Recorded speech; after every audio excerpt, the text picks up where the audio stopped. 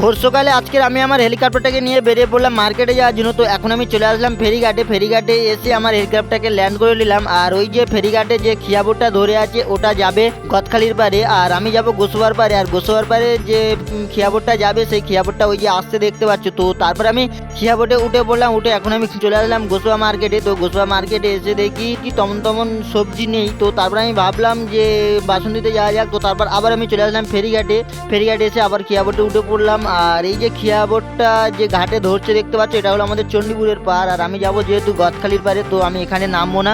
তো তারপরে আমি চলে আসলাম গদখালির পারে এসে আমি এখন বাসেতে উঠে পড়লাম। আর বাসের থেকে বাসের বাইরের ভিউটা দেখো গাইস, কত সুন্দর লাগছে তাই না?